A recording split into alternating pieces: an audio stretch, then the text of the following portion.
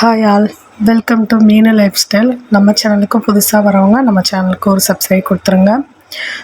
இது வந்து என்னோடய 3வது வீடியோங்க.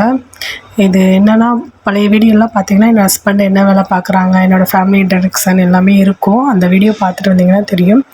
இப்போ என்னோடய ஹஸ்பண்ட் பார்த்துக்கிட்டு இருந்த வேலை வந்து போயிடுச்சிங்க. அந்த வேலையில் அவ்வளோ சம்பளமும் அதிகம் கிடையாது. ஒரு நாளைக்கு 800 தான் சம்பளம்.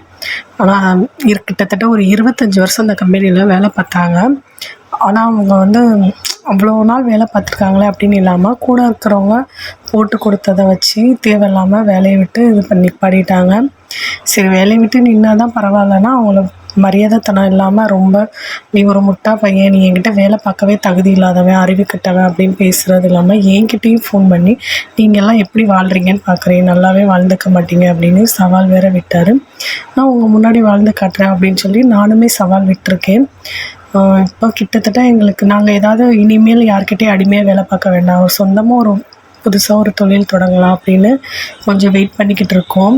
கண்டிப்பாக அது இந்த முருகன் அருளால் நல்லபடியாக நடக்கணும் அப்படின்னா நாங்கள் ஒவ்வொரு கோயிலாக போய்கிட்டு வந்துக்கிட்டு இருக்கோம். முருகர் கோயிலுக்கு தான் வயலூர் போயிருந்தோம் சாமி கும்பிட. இந்த கோயில் மட்டும் இல்லாமல் எல்லா கோயிலுக்கும் போய்கிட்டு தான் இருக்கிறோம். கண்டிப்பாக எங்கள் வாழ்க்கையில் ஒரு நல்ல நாள் வரும் அப்படின்னு ஒரு நம்பிக்கை இருக்குது எனக்கு. ஏன்னா இப்போ ஒரு வேலை போயிடுச்சு அப்படிங்கிறப்ப ஒரு ஃபேமிலியில் வந்து அந்த பையனுக்கு எல்லாருமே கூட இருக்க அக்கா தம்பி, அண்ணன் தம்பி, அவங்க அம்மா அப்பா எல்லாருமே ஒரு சப்போர்ட்டிவாக இருக்கணும். ஆனால் என்னோடய ஹஸ்பண்ட் வாழ்க்கையில் எல்லாருமே அவங்களுக்கு எதிராக தான் இருக்காங்க. இப்போ என்ன மரியாதை மானம்லாம் எதிர்பார்க்கணும், நீ அந்த கம்பெனிக்கு போ அப்படின்னு தான் எல்லோரும் பேசுகிறாங்க.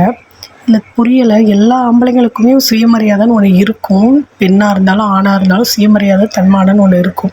இது எல்லாருக்குமே இருக்கணும் கண்டிப்பாக, அப்போ தாங்க அவங்க மனுஷன். ஆனால் இவங்க வந்து என்னடானா அதெல்லாம் பார்க்கக்கூடாது, நீ வேலைக்கு போகணும் அப்படிங்கிறாங்க.